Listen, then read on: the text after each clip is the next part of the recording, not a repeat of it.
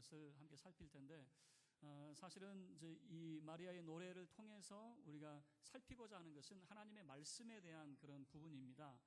누가복음 1장의 전체적인 내용은 가브리엘이라고 하는 천사가 수태고지하는 그런 내용입니다. 그러니까 자녀가 없는 두 사람을 만나게 되는데 아들을 낳게 되어질 것이다 라고 하는 그 이야기가 주된 내용입니다. 그런데 이 1장의 내용에서 드러나는 내용이 가브리엘 천사의 수태고지라면 드러나지 않는 부분은 무엇이냐면 말씀에 대한 것입니다. 여러분, 이것을 오늘 우리가 말씀에 대한 것을 이 수태고지와 함께 우리가 살필 것인데, 결론은 그럽니다.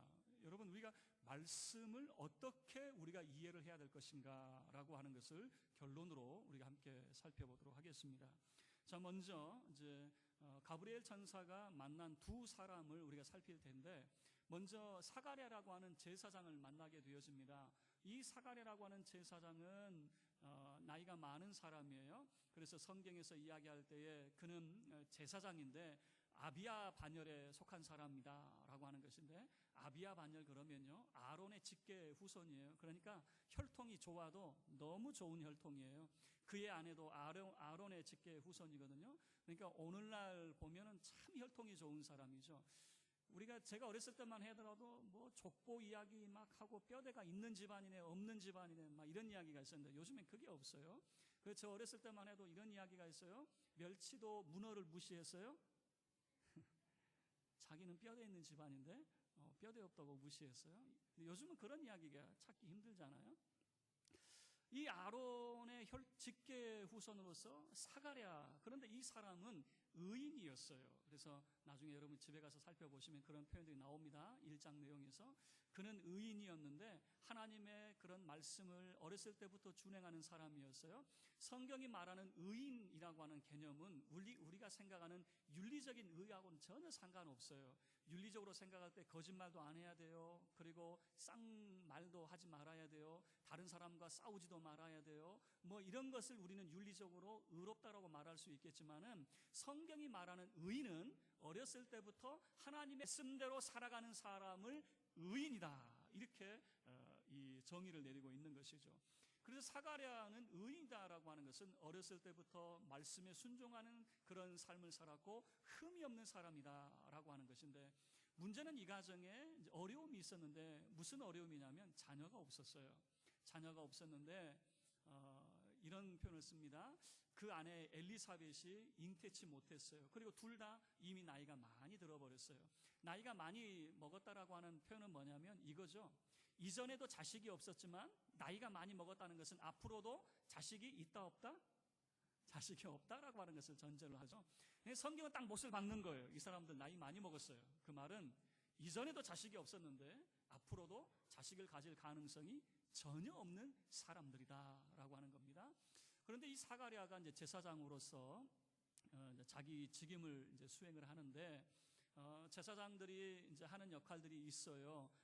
성소 안에는 아무나 들어가는 것이 아니라 제사장이 들어가는데, 이 제사장도 이제 제비를 뽑게 되어져. 이렇게 그 지파별로 제비를 뽑아서 제사장이 이제 성소에 들어가서 수행을 하는데, 그 수행하는 일들이 이제 몇 가지가 있어요. 자, 예를 들면은 성소 문을 쫙 열고 들어가면 왼편에 등대가 있어요. 등대 7가지 살구나무 이 가지 형상을 하고 있는 등대가 있는데, 이 등대는 어디를 비추고 있냐면 이 앞에 있는 떡상을 비추고 있습니다. 이 떡상에는 항상 두 줄로 6개씩 12개의 떡들이 이렇게 놓여져 있습니다.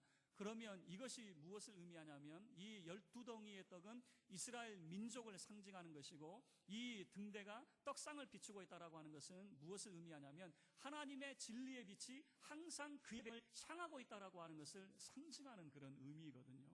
그리고 휘장이 딱 가로막혀 있는데 그 너머에는 언약궤가 있고요. 그 휘장 앞에 무엇이냐면 분향단이 있습니다. 분향단. 그래서 제사장이 항상 이 불도 밝히고 매일 떡상에 떡도 갈게 되어지고, 그리고 이 분향을 하게 되어지는데, 이 사가랴가 분향하는 순서가 되어졌습니다. 그런데 보통 이 떡을 가는 것은 이제 오전 시간에 다 이루어지는 것이고, 분향하는 것은 백성들과 함께 하게 되어지거든요.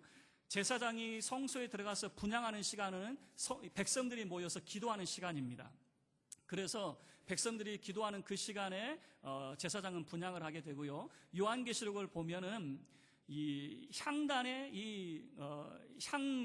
향이 올라가는 모습을 성도의 기도라고 하는 것으로 표현을 하게 되어지거든요. 그 이유가 이미 예수님 시대부터 그런 겁니다. 제사장이 들어가서 분향하는 시간은 성도들은 뭐 하는 시간이에요? 밖에서 기도하는 시간이거든요.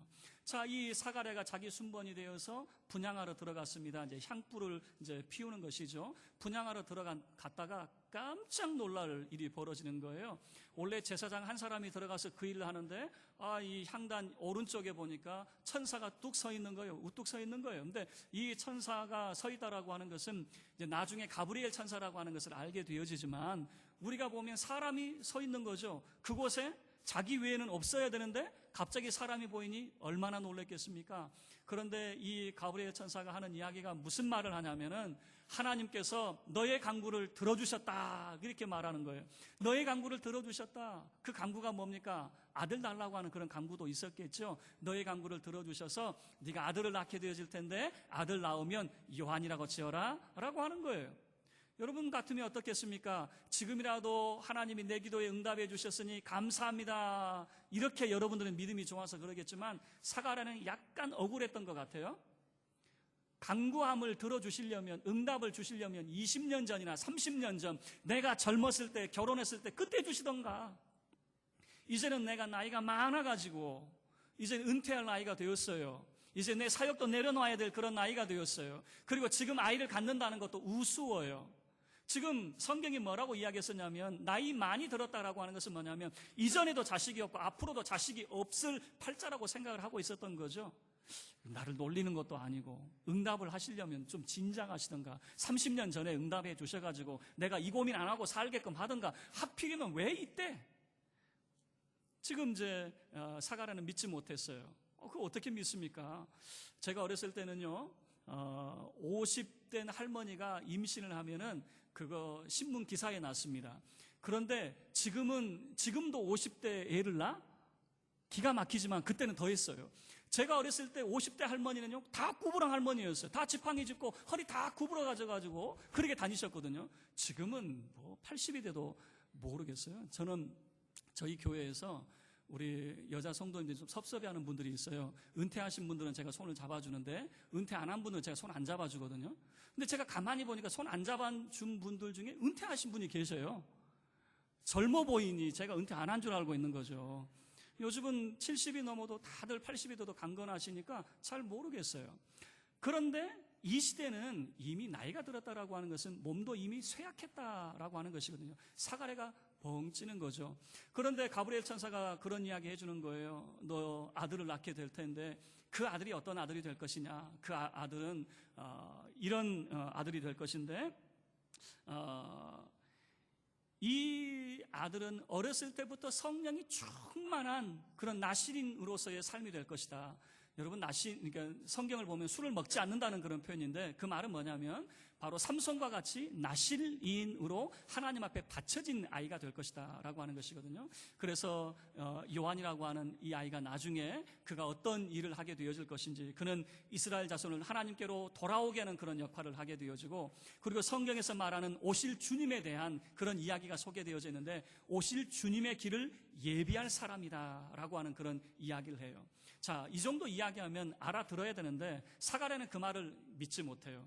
아유, 나도 많이 늙었고 내 아내도 늙었는데 어떻게 그 일을 일어날 수 있습니까? 안 믿어요. 그랬더니 여러분, 이제 우리가 성경 몇 구절을 함께 살펴볼 텐데 그 구절들은 전부 다 말씀과 관련된 구절들만 제가 살펴보도록 하겠습니다. 자, 20절 말씀입니다. 안 믿으니까 이렇게 이제 이야기를 하는 거예요. 1장 20절 우리 함께 읽겠습니다. 시작. 보라, 이 일이 되는 날까지 내가 말 못하는 자가 되어 능히 말을 못하리니 이는 내가 내 말을 믿지 아니함이거니와 때가 이르면 내 말이 이루어지리라 하더라. 네가 내 말을 못 믿겠다고? 그러면 내 말문이 막힐 거야. 너 말 못하는 자로 지내게 될 거야 라고 하는 것입니다. 말씀을 믿지 않은 자에 대한 것이에요. 말씀을 믿지 못했기 때문에 너의 말문도 막히게 되어질 것이다 라고 하는 것이죠. 지금 밖에서는 사람들이 웅성웅성거리기 시작합니다. 제사장이 나올 시간이 넘었는데 안 나오는 거예요. 여러분, 제사장이 분향을 마치고 나와서 기도하는 무리를 향해서 축복해 주기를 바라는 거죠. 하나님께서 여러분에게 응답해 주시기를 바라는 거죠. 그 기도하는 무리를 향해서 하나님께서 여러분에게 복을 주시고 여러분에게 은혜를 베푸시고 여러분에게 평강 주시기를 원합니다. 뭔가 축복을 해 주기를 원했는데 늦게 나오는 거예요. 그리고 나왔는데 말을 못하는 거예요. 말을 못하고 뭐라고 하는데 뭘 하나도 못 알아듣겠어요. 그런데 백성은 이해를 했어요. 지금 사가랴가 성소에서 무언가 경험을 하게 되어졌고 하나님을 만났다라고 하는 것을 그들이 알게 되어졌던 거죠. 자, 그로부터 6개월이 지났습니다. 여러분, 이 가정에 임신을 하게 되어졌어요. 그리고 이 사가랴 가정에 6개월이 지나고 난 다음에 가브리엘 천사가 또 한 사람을 만나게 되어지는데 누구를 만나냐면 마리아라고 하는 사람을 만나게 됩니다. 자, 여러분 한번 생각을 해보세요. 이런 거죠. 나이가 들었지만 그래도 부부 간에는 그래도 어떻게 하든지 자녀를 낳을 수 있는 가능성은 그래도 있겠다 생각이 되는데 문제는 이 마리아라고 하는 여자입니다. 이 마리아를 누구라고 이제 소개를 하냐면 요셉이라고 하는 사람과 약혼한 처녀라고 하는 그런 표현을 쓰고 있거든요. 자, 유대인들의 결혼 예법은 결혼식을 올리기 전에 약 1년 전에 항상 약혼식을 먼저 하게 되어집니다. 약혼식을 하면 서로 간에 남자와 여자는 부부라고 하는 호칭도 가능해요. 그렇지만 절대 관계를 맺을 수가 없어요. 왜 그러냐면 결혼식을 하고 난 다음에 결혼식 때 반드시 밝혀야 될 것이 있는데 신랑이 이것을 밝히는 거예요. 첫날 밤을 치르고 난 다음에 신랑이 내가 결혼한 이 여자는 처녀였습니다 라고 하는 것을 모든 사람 앞에 밝혀야지만이 결혼이 성립이 되는 거예요. 만약에 이 여자가 처녀가 아니었습니다 그러면 그 결혼은 깨질 수가 있는 거예요. 자, 그렇기 때문에 서로 약혼을 했다 하더라도 절대 관계를 맺을 수 없어요. 그래서 약혼한 처녀라고 하는 그런 표현을 쓰게 되는 것이죠. 이 처녀에게 가브리엘 천사가 찾아와서 한다는 말이 인사를 하는데 이런 인사를 합니다. 은혜를 받은 자여 평안할지어다 주께서 너와 함께 하시도다 라고 하는, 우리가 생각할 때는 보통 인사 같아요. 그런데 이게 조금 달라요. 사극을 보면은 이런 표현들이 있어요. 회임을 경하드립니다. 이거 사극 많이 보신 분들은 알겠지만 안 보신 분들은 무슨 말인지 모를 거예요. 요즘 말로 다시 이야기하자면 이겁니다. 임신을 축하드립니다. 여러분 놀라지도 않으세요? 처녀가 받아야 될 인사가 있잖아요. 처녀가 받아야 될 인사는 뭡니까? 예뻐지고 있네? 결혼을 앞두니까 예뻐지네? 이런 이야기를 들어야 되는데 임신을 축하드립니다. 지금 이 이야기를 하는 거예요, 가브리엘 천사가. 그러니 이 마리아가 뒤로 기절하지 않은 것만으로도 다행이겠죠. 깜짝 놀라죠. 그래서 사내를 알지 못한 여자에게 그런 말이, 그런 인사가 세상에 어디 있습니까? 그러더니 이야기하는 말이 무슨 말이냐면, 네가 임신을 하게 되어질 텐데 그 임신은 어떤 방식이냐면 성령이 너에게 임하게 되어지고 그리고 지극히 높으신 이의 능력이 너를 덮게 되어질 것이다 라고 하는 거예요. 우리는 이것을 이렇게 이해를 하죠. 성령으로 잉태하사라고 하는 거죠. 우리는 이것을 성경을 통해서 배워서 알지만은 이것을 처음으로 맞이하는 사람은 이거 어떻게 이해를 하겠습니까? 전혀 이해하지 못하는 것이죠. 그러나 분명한 것은 성령이 너에게 임하게 되어지고 지극히 높으신 이의 능력이 너를 덮게 되어질 것이다. 그런 방식으로 임신을 하게 되어지고 네가 아들을 낳게 되어지면 이름을 예수라고 지어라. 그 예수라고 하는 사람은 어떤 사람이 되어질 것이냐면 지극히 높으신 하나님의 아들이라고 불려질 것이고, 이 예수라고 하는 사람은 나중에 야곱의 집을 다스리는 왕이 될 것이다 라고 하는 것을 이제 이야기를 하게 되는 거죠. 근데 이것을 이제 반신반의하는 거죠. 이거 어떻게 이것을 받아들여야 됩니까? 그랬더니 천사가 하는 말이, 너 이거 못 믿겠지? 그렇다면 너희 친족 중에 엘리사벳 있잖아. 엘리사벳은 사가랴의 아내입니다. 그 여자 어떤 여자냐? 나이 많도록 자녀가 없었고 다른 모든 사람들이 이 여자를 뭐라고 이야기했더냐? 이 여자 애 못 낳는 여자라고 다 손가락질했지 벌써 임신한 지 6개월이 되었어. 그래요? 여러분 성경을 보시면 나중에 집에 가서 보세요. 엘리사벳이 임신하고 아무에게도 알리지 않았어요. 보통 이제 임신을 했으면은 모든 사람에게 알리고 나 임신했어라고 알려야 될 것 같은데 엘리사벳은 알리지 않고 자기만 알고 있었어요. 꽁꽁 그 사실을 숨기고 있었어요. 아무도 몰라요. 그런데 이 가브리엘 천사가 말해주는 거예요. 너희 친척 중에 엘리사벳인데 임신한 지 6개월 됐어. 못 믿겠으면 당장 가봐. 가서 만나봐. 내 말이 맞나 틀리나 한번 봐봐. 그리고 하는 말이 이제 말씀에 관련된 이야기입니다. 우리 37절 말씀입니다. 함께 읽겠습니다. 37절 시작. 대저 하나님의 모든 말씀은 능하지 못하심이 없느니라. 여러분, 가브리엘 천사가 마리아에게 하는 이야기가 뭐냐면, 하나님의 말씀을 선포하는 게 뭐냐면, 대저 모든 하나님의 말씀은 능치 못함이 없다. 이 말은 무슨 말입니까? 하나님의 모든 말씀이 불가능이 있더냐? 하나님의 말씀 가운데 불가능이 있더냐? 그 말이에요. 하나님의 모든 말씀은 불가능이 없다, 그 말이에요. 늙은 여자, 그 모든 사람들이 저 사람은 자식이 없어 라고 손가락질 받던 그 여자가 임신한 지 6개월 되었어. 하나님의 말씀은 불가능이 없어 라고 하는 거죠. 그럴 때에 잘 보세요. 사가랴는 믿지 못함으로 말문이 막혔다면 38절 말씀을 보면 마리아는 그 말씀을 어떻게 받아들이고 있는가. 38절도 함께 읽겠습니다. 시작. 마리아가 이르되 주의 여종이오니 말씀대로 내게 이루어지이다 하며 천사가 떠나가니라. 마리아는 태도가 달라요. 난 믿지 못하겠습니다, 그 말이 아니라 주의 여종이오니 말씀대로 내게 이루어지이다. 말씀대로 될 것입니다 라고 하는 거죠. 여러분, 지금 사가랴와 마리아의 태도가 사뭇 다릅니다. 이 마리아의 태도는 주의 여종이오니 라고 하는 거예요. 종은 자기의 의사가 있는 것이 아니라 주인이 말씀만 하면 그 말씀대로 행하는 거예요. 주인이 말씀하면 그대로 행하는 것이 종의 태도이죠. 그래서 말씀 앞에 서 있는 마리아의 모습을 보여주고 있는 겁니다. 지금 마치 이런 겁니다. 가브리엘 천사가 37절 말씀대로 대저 하나님의 모든 말씀은 능하지 못하심이 없느니라. 이 말은 뭐냐면 쫙 펼쳐놓고 하나님의 말씀을 대언하는 것입니다. 하나님의 말씀을 대언할 때 마리아의 태도는 말씀 앞에 선자의 태도이죠. 말씀대로 내게 이루어질 것입니다 라고 하는 것이에요. 그리고 난 다음에 마리아가 자기의 친정 엘리사벳을 찾아가게 되어집니다. 엘리사벳을 찾아갔는데, 아니 세상에 6개월이면 어때요? 배가 나와요, 안 나와요? 임신 6개월이면 배가 나와요, 안 나와요? 숨길 수 없겠죠. 마리아가 엘리사벳 집에 찾아와서 문안 인사를 하는데 세상에 놀라운 일이 벌어집니다. 이 엘리사벳의 배 안에서 아이가 뻥뻥 배를 막 차고 있었나 봐요. 이것을 뱃속에 아이가 뛰어논지라 이렇게 표현을 하고 있거든요. 저도 자식을 많이 낳아서 아는데 뛰어논다는 표현은 뭐냐면 발로 꾹꾹 누르더라고요. 그죠? 여러분 다 잊어버렸죠? 꾹꾹 눌러요. 이게 뱃속에서 아이가 노는 모습이거든요. 아니, 엄마가 생각할 때 문안 인사만 들었는데 이 뱃속에 아이가 놀고 있어요. 기뻐 뛰놀고 있는 거죠. 그리고 이 엘리사벳의 성령의 이 감동을 받습니다. 성령의 충만을 받습니다. 그리고 그가 마리아에게 축복하는 그런 내용들이 어떤 내용이냐면, 너도 복이 있지만 내 태중의 아이도 복이 있다, 이런 이야기하는 거예요. 아니 세상에, 누가 말해줬어요? 마리아가 임신했다고, 처녀가 임신했다고 누가 말해줬어요? 이 당시에 처녀가 임신하면 돌에 맞아 죽어야 돼요. 그 여자는 부정한 여인이기 때문에 돌에 맞아 죽어야 돼요. 이거 알려지면 안 되는 거예요. 마리아도 아무리 친한 사람이라 할지라도 부모에게도 숨겨야 될 사실이거든요, 이거는.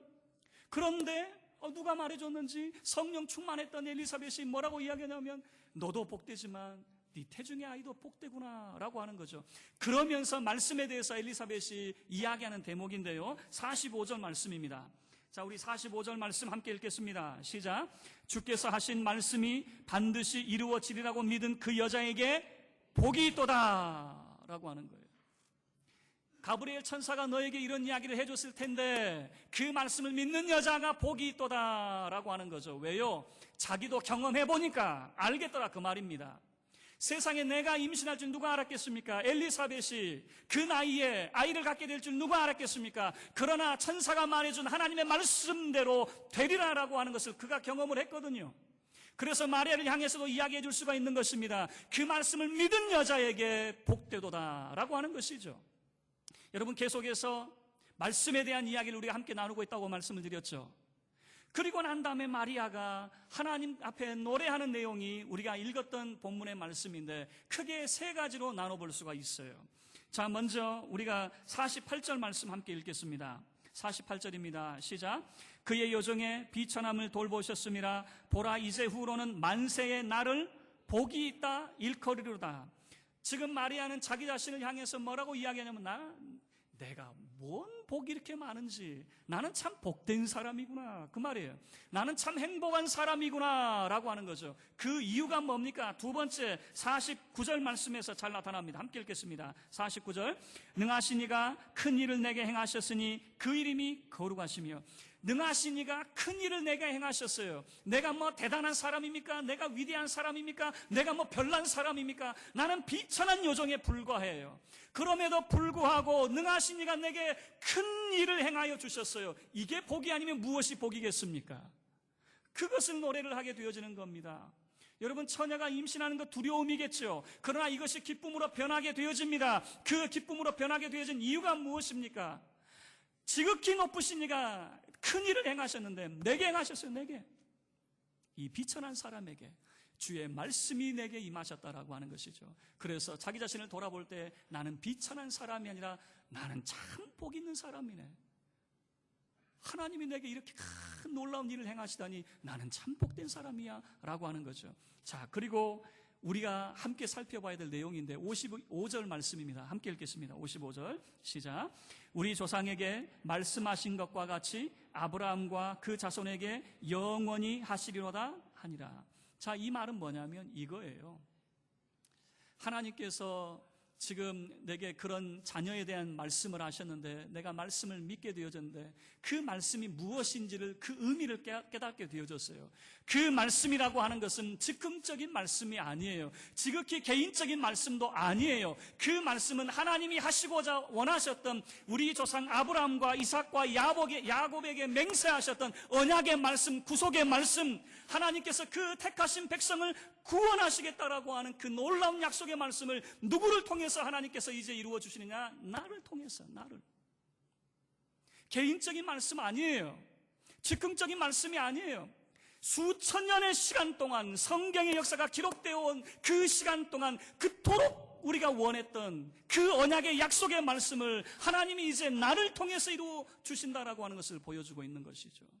그래서 마리아의 노래는 이것을 담아내고 있는 거죠. 그 약속의 말씀, 우리 조상들에게 행하셨던 그 하나님의 약속의 말씀, 이 약속의 말씀은 창세기에서부터 요한계시록까지 지속되고 있는 언약의 말씀이거든요. 그 언약의 말씀이 누구를 써요? 나를 통해서 이루어지니 내가 도대체 무엇입니까?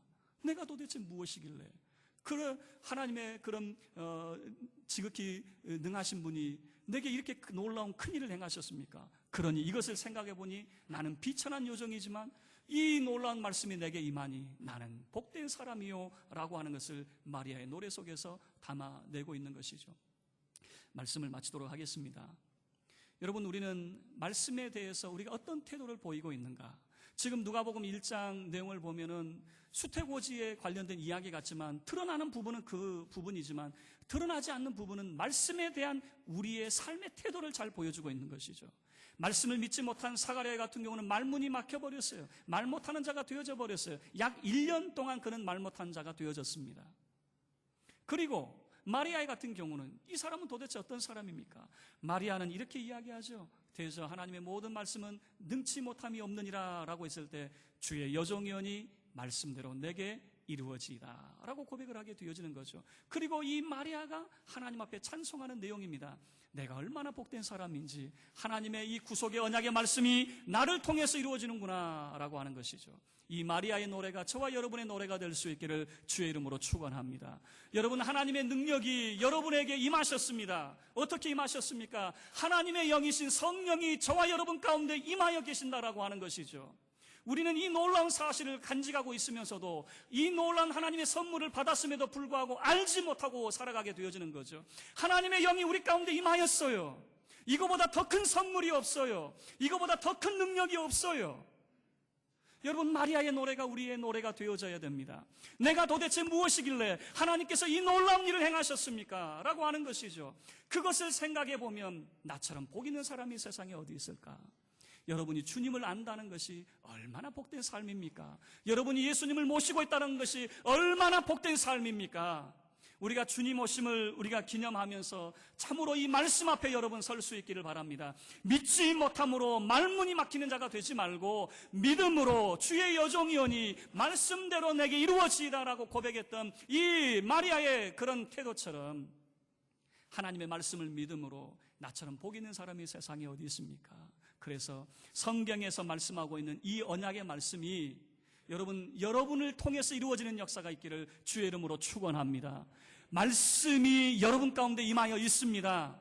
믿지 못함으로 말문이 닫힌 자가 되지 말고 마리아의 노래, 그 구속의 노래, 그 복된 사람이라고 하는 고백의 노래가 저와 여러분에게 노래가 되어져서 구주 예수 탄생을 즈음해서 참으로 그 말씀이 하나님의 구원의 이 언약의 말씀이 저와 여러분의 삶을 통해서 이루어지는 놀라운 역사가 있기를, 말씀을 믿는 자를 통해서 이루어지기를 주의 이름으로 축원합니다.